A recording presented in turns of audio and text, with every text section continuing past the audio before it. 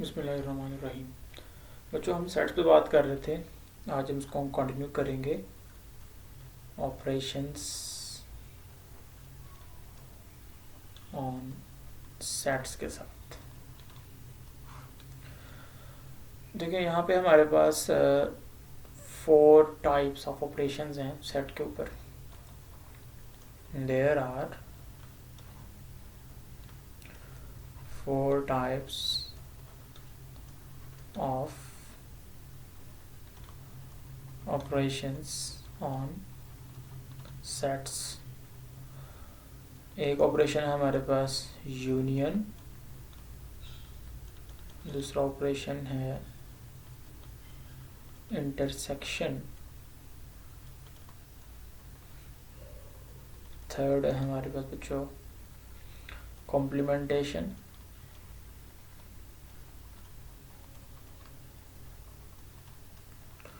और fourth operation है हमारे पास कार्टेशियन प्रोडक्ट।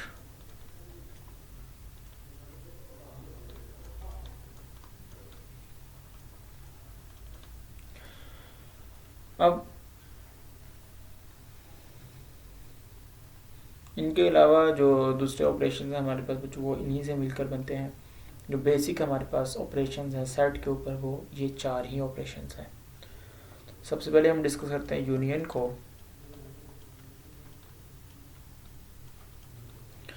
अगर हमारे पास 2 सेट्स हैं और 2 सेट्स ए एंड बी, हमारे पास 2 सेट हैं ए और बी, तो ए यूनियन बी, ये जो हमारे पास सेट होगा, इसमें क्या कुछ आएगा?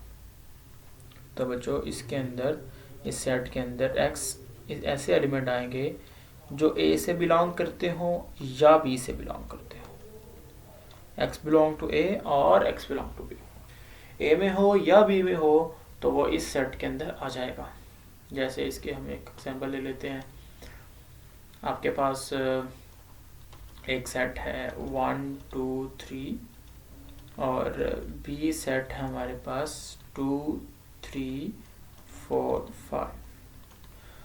तो ए यूनियन बी जो होगा बच्चों, इसके अंदर कौन कौन से एलिमेंट आएंगे? इसके अंदर 1 2 3 4 5 आ जाएगा। अब वो सारे एलिमेंट जो ए में है या बी में है, हमने सारे लिख लिए हैं। देखो 1 ए में था, 2 ए में था, चले बी में भी था, ठीक है, लेकिन ए में तो था, 3 ए में था, लिख लिया।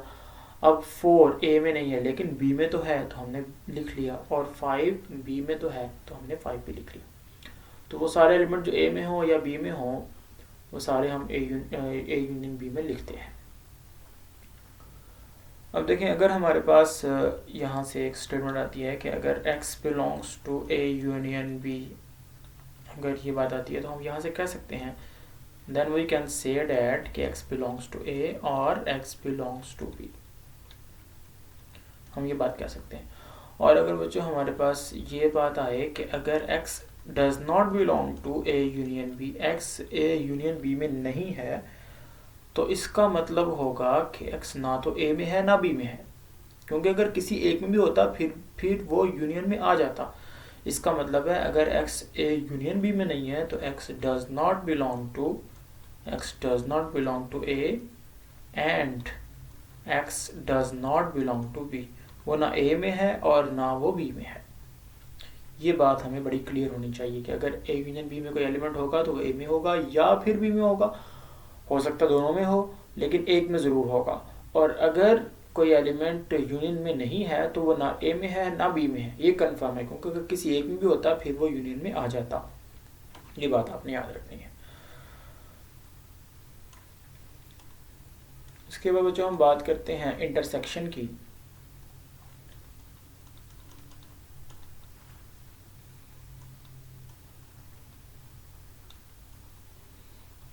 इंटरसेक्शन,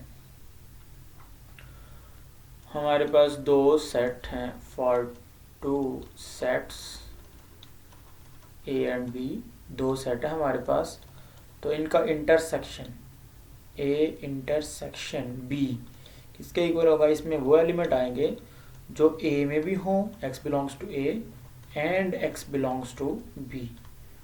वो एलिमेंट जो ए में है और बी में है, दोनों में है, एक ही वक्त में दोनों में मौजूद हैं, वो इस सेट के अंदर आएंगे। जैसे हम पहले वाले सेट ले लेते हैं कि 1 2 3, और दूसरा सेट हमने लिया था 2 3 4 5। अब देखें ये हमारे पास ए है, ये बी है, तो ए इंटरसेक्शन बी, इसमें कौन कौन से एलिमेंट आएंगे? वो एलिमेंट जो ए में भी है बी में भी है। तो कौन कौन से ऐसे एलिमेंट है जो ए में भी है बी में भी है? 2 देखें, इधर भी है, इधर भी है, 3 इधर भी है और इधर भी है, तो 2 और 3 आ जाएगा बस। तो ये हमारे पास इंटरसेक्शन हो गया। अब इसके लिए भी वही हम बात कर सकते हैं कि अगर if x belongs to A intersection B, अगर x ए इंटरसेक्शन बी से बिलोंग कर रहा हो तो हम कह सकते हैं, तो हम यहाँ से कह सकते हैं कि x बिलोंग करता है a से एंड x बिलोंग करता है b से, दोनों से बिलोंग करता है। और अगर हम कहें कि x does not belong to A intersection b, ये x इस इंटरसेक्शन से बिलोंग नहीं करता, तो इसका मतलब ये नहीं है कि वो दोनों में नहीं है, इसका मतलब है वो किसी एक में नहीं है, तभी तो वो इसमें नहीं आया। अगर इसमें आने के लिए ज़रूरी था कि वो दोनों में होता, तो इसका मतलब हम कह सकते हैं कि x does not belong to A, और या उसको हम ऐसे लिख लेंगे, और x does not belong to b। तो ये प्रॉपर्टी आपकी इसने आपने इसकी ये प्रॉपर्टी याद रखनी है। उसके बाद जो हमारे पास है कॉम्प्लीमेंटेशन।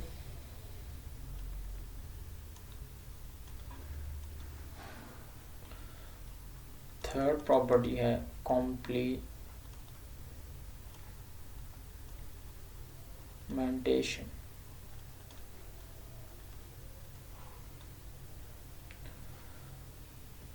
जिसे हम सब्ट्रैक्शन ऑफ सेट्स भी बोलते हैं। फर्ज करें आपके पास एक सेट ए है 1 2 3 4 5, और एक सेट पे जो आपके पास है बी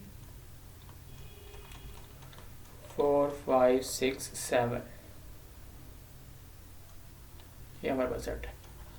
तो ए माइनस बी, इसको हम ऐसे लिख सकते हैं या हम इसको ऐसे भी लिख सकते हैं, ए माइनस बी, सीधा सीधा।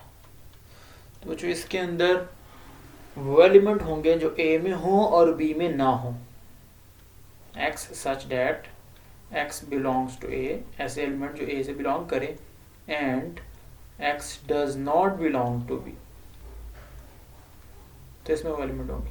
अब देखें a माइनस बी के अंदर कौन से एलिमेंट आएंगे जो a में है और b में नहीं है। a1 a में है b में नहीं है तो लिख देंगे, 2 a में है b में नहीं है तो लिख देंगे, 3 a में है b में नहीं है तो 3 को भी लिख देंगे, 4 a में तो है लेकिन b में भी है इसलिए 4 इधर नहीं आ सकता, 5 a में है लेकिन 5 b में भी है, इसका मतलब है 5 को यहाँ पर नहीं लिख सकते, तो a माइनस बी सिर्फ इतना ही आ जाएगा। अब बच्चों हमारे पास जब भी किसी क्वेश्चन पे हम बात कर रहे होते हैं तो ऐसा सेट जो सारे सेट्स को कंटेन करता है उसे हम बोलते हैं यूनिवर्सल सेट। एक हमारे पास सेट होता है जिसे हम बोलते हैं यूनिवर्सल सेट। अंडरलाइन जितने भी सेट हैं उन सारे सेट्स को ये सेट कंटेन कर रहा होता है। हर सेट इसका सबसेट होता है। जहाँ भी डिस्कशन हो रही होगी सेट्स की, उस जगह पे जितने सेट होंगे वो सारे के सारे इसके सबसेट्स होंगे। अब फर्ज करें ए जो है वो सबसेट है यू का, तो जो u माइनस ए, वो सारे एलिमेंट जो u में हैं a में नहीं है, तो इसको हम एक कॉम्प्लीमेंट के नाम से भी लिखते हैं, एक कॉम्प्लीमेंट। तो इसमें कौन से एलिमेंट आएंगे? x such that x belongs to u and x does not belong to a। इस तरह से हम इसको लिख सकते हैं।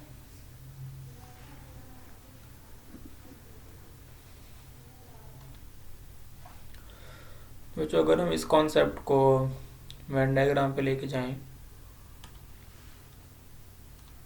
तो हम ये कह सकते हैं कि फ़र्ज़ करें आपके पास ये एक यूनिवर्सल सेट है U, और इसके अंदर एक सेट है ये हमारे पास सेट है ए। तो u माइनस ए, वो एलिमेंट जो u में है ए में नहीं है, तो वो एलिमेंट सारे के सारे यहाँ पे होंगे। ये एलिमेंट हमारे पास वो हैं जो u में है ए में नहीं है।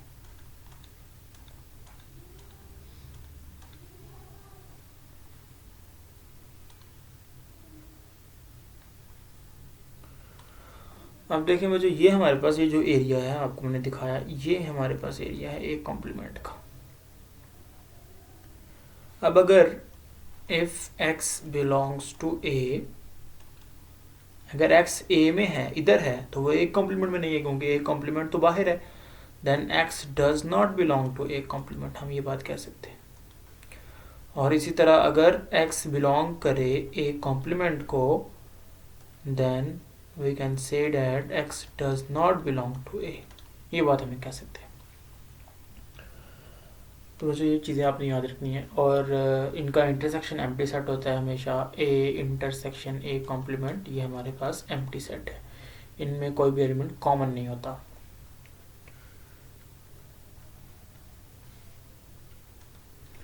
इस तरह से हम जो बाकी कॉन्सेप्ट जो हमने पहले पढ़े, यूनियन और इंटरसेक्शन, उनको भी वेन डायग्राम के जरिए शो कर सकते हैं कि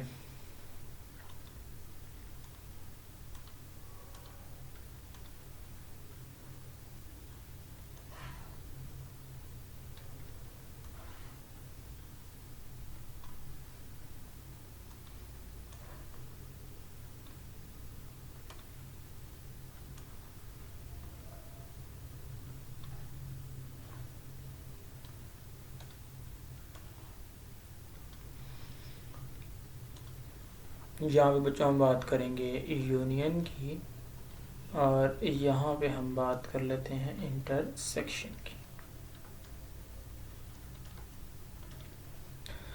इस तरह ये हमारे पास सेट ए है, ये सेट बी है, ये सेट ए है, ये सेट बी है, और ये हमारे पास यूनिवर्सल सेट है। अब ए यूनियन बी में वो सारे एलिमेंट आते हैं जो ए में है या बी में है, तो इसका मतलब है वो सारा एरिया आ जाएगा हमारे पास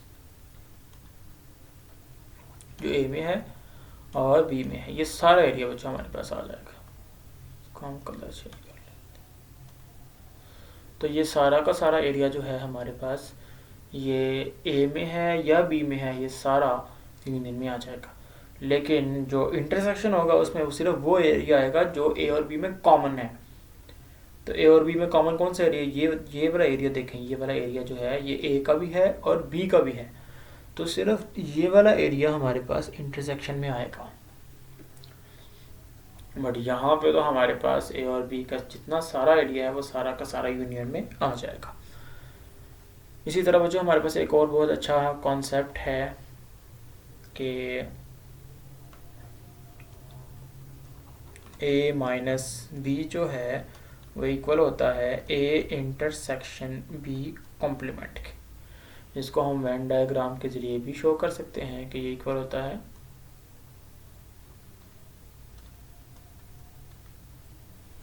और इसको हम वैसे अलजबरा के जरिए भी प्रूव कर सकते हैं, अपने एब्स्ट्रैक्ट अलजबरा के जरिए प्रूव कर सकते हैं। अब देखें अगर हम इसको प्रूव करते हैं यूजिंग द वेन डायग्राम, तो एक वेन डायग्राम बनाते हैं जिसमें हम ए माइनस बी फाइंड आउट करते हैं, और एक वेन डायग्राम में हम ए इंटरसेक्शन बी कॉम्प्लीमेंट बनाते हैं। तो उसके लिए बच्चों देखें हमने यहाँ पे दो डायग्राम ड्रॉ की हैं। इसको हमने नाम दे दिया ये U है, और ये भी यूनिवर्सल सेट है। ये हमारे पास A है, ये हमारे पास B है, ये सेट A, ये सेट B। अब A माइनस बी का मतलब है वो एरिया जो A में है B में नहीं है। तो उस एरिया को अगर हम शेड करें तो वो कौन सा एरिया होगा हमारे पास, ये वाला एरिया होगा जो A में है और B में नहीं है। देखें ये वाला एरिया A का है लेकिन क्योंकि B में आ गया है इसलिए हमने इसको छोड़ दिया है, तो ये एरिया आ जाएगा हमारे पास। और दूसरी तरफ की अगर हम बात करते हैं A इंटरसेक्शन B कॉम्प्लीमेंट, तो पहले तो B कॉम्प्लीमेंट फाइंड आउट करें आप लोग। तो B कॉम्प्लीमेंट में आपके पास क्या कुछ आ जाएगा, ये सारा एरिया बच्चों ये B कॉम्प्लीमेंट है। देखें B को छोड़ के यूनिवर्सल सेट का जितना सारा एरिया है वो सारा B कॉम्प्लीमेंट है। अब इस एरिया को आप इंटरसेक्ट कर दें ए के साथ, तो बच्चों ए के साथ इंटरसेक्ट करेंगे तो आपके पास कौन सा एरिया आ जाएगा, ये वाला, यानी ये जो ब्लू शेडेड एरिया है इसका सारे का हम इंटरसेक्ट कर रहे हैं, इंटरसेक्शन कर रहे हैं ए के साथ। देखिए ये हमारे पास एरिया है, और ये जो red lines with blue area है ये वही उतना ही एरिया जितना यहाँ पे हमारे पास आया था। इसका मतलब है A minus B A intersection B complement के इक्वल है। इसके बाद बच्चों हमारे पास फोर्थ जो ऑपरेशन है सेट्स के ऊपर वो है कार्टेशियन प्रोडक्ट।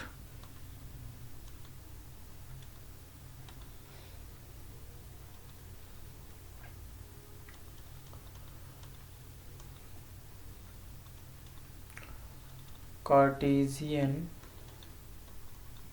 प्रोडक्ट फर्स्ट करें बच्चों, आपके पास दो सेट हैं for two non empty sets A and B, A cross B ये इक्वल होगा A comma B such that A belongs to A and B belongs to B. ये हमारे पास ग्रेटेस्ट ऑपरेशन होता है, ग्रेटेस्ट रिलेशन होता है between two any sets. हमारे पास अगर दो सेट होंगे तो उनके दरमियान जितना भी मैक्सिमम रिलेशन बन सकता है वो कार्टेशियन प्रोडक्ट के ज़रिए शो किया जाता है। फर्स्ट करें हमारे पास एक सेट है जो ए है हमारे पास ए बी सी, और बी है, बी सेट हमारे पास है 1 2 3। तो इनके दरमियान हम जो रिलेशन डेवलप करेंगे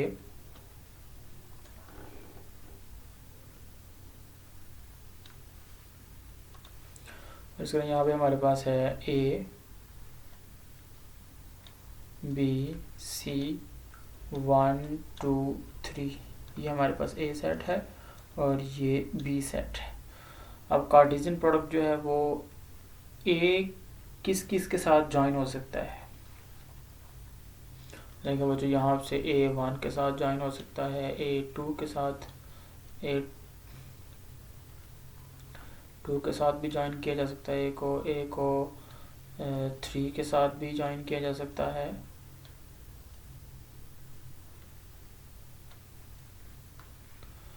के साथ भी ज्वाइन किया जा सकता है। इसी तरह B को 1 के साथ ज्वाइन किया जा सकता है, B को 2 के साथ ज्वाइन किया जा सकता है, इसी तरह बच्चों B को 3 के साथ भी ज्वाइन किया जा सकता है। इस तरह C को 1 के साथ ज्वाइन किया जा सकता है, C को 2 के साथ ज्वाइन किया जा सकता है और C को 3 के साथ ज्वाइन किया जा सकता है। तो ये मैक्सिमम रिलेशन है जो बन सकता है। तो अगर हम यहाँ से A क्रॉस B लिखते तो कैसे लिखेंगे, A cross B is equal to A को 1 के साथ ज्वाइन करें A1 A2 और फिर A3 के साथ भी ज्वाइन हुआ है A3, इस तरह फिर B1 B2 एंड B3, इसी तरह फिर C को सबसे ज्वाइन करें C1 C2 एंड C3, ये हमारे पास A क्रॉस B आ गया। हम एक सेट का उसी के साथ कार्टेशियन प्रोडक्ट भी ले सकते हैं, जैसे हम लिखते हैं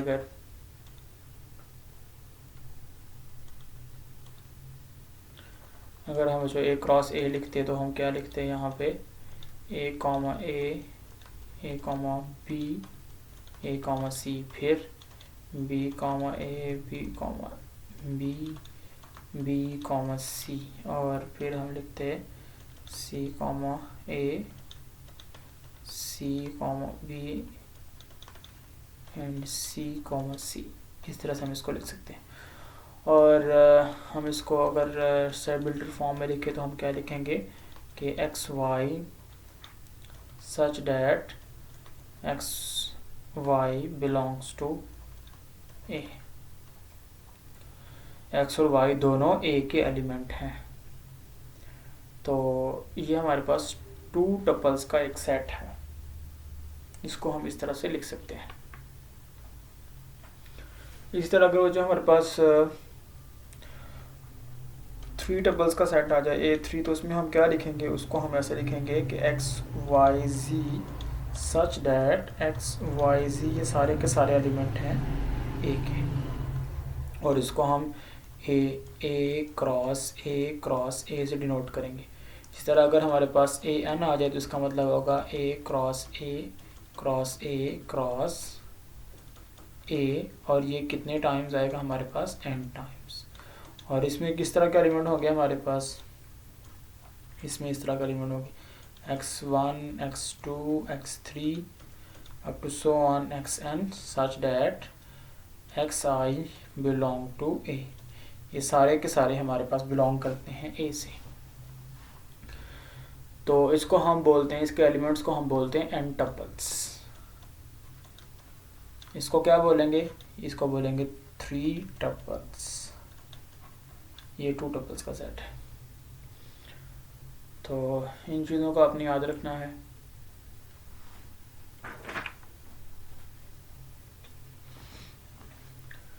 नेक्स्ट बच्चों, हमने जो प्रॉपर्टीज़ पढ़ी हैं यूनियन की, इंटरसेक्शन की, उनको लेके हम छोटा सा प्रूव करेंगे, जिसको हम पिछले क्लास में पढ़ भी चुके हैं डी मॉर्गन लॉस के नाम से।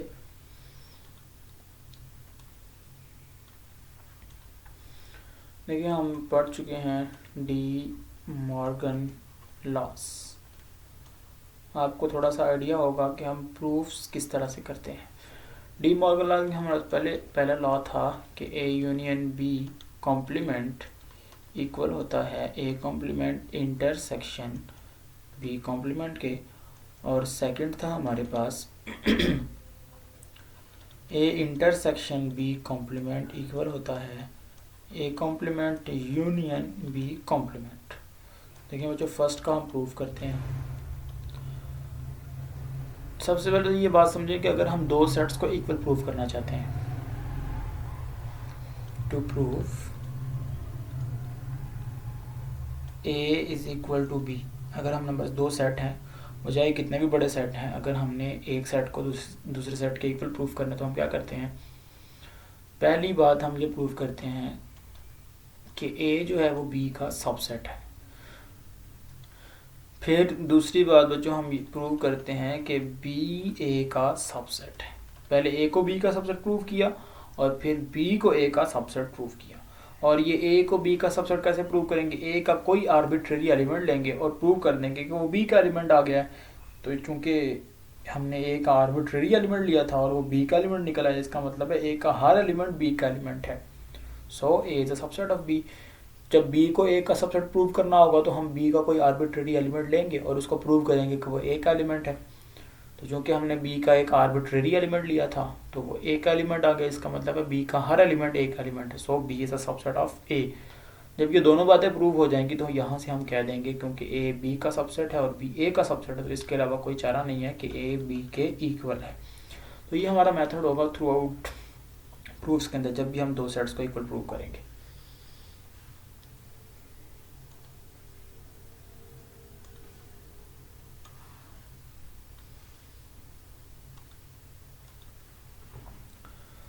तो जो हमने इसको प्रूव करना है इसके इक्वल, तो हमने लेट किया x belongs to A union B complement. x इस सेट से बिलोंग कर रहा है, अब इसका आर्बिट्रेरी एलिमेंट है तो हम x को प्रूव करेंगे ये इसका एलिमेंट है।